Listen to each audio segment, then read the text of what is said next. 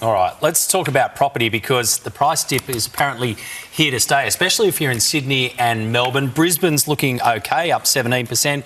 Perth is still okay, up 25%. But how long are we going to have to ride this one out?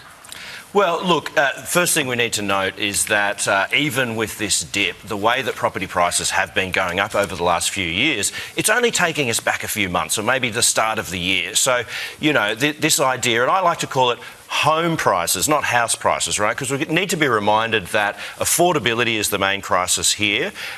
We spend a long time in Australia having houses as an asset, and people want to have a really big return.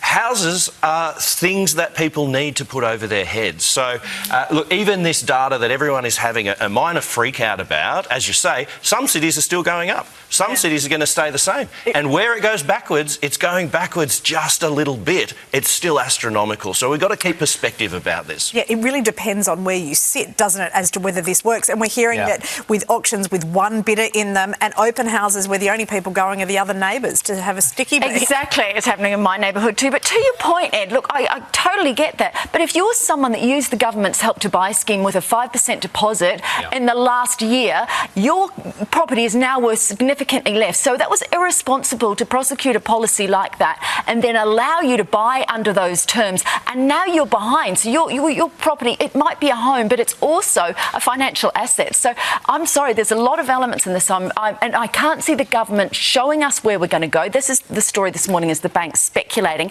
People actually don't know, and so they're not moving. I've got two young 20-year-olds. We were in their 20s. That we were looking at rent vesting, so renting, buying to rent. Can't do it now because it doesn't make financial sense. So there's no options, and supply, of course, is the major issue.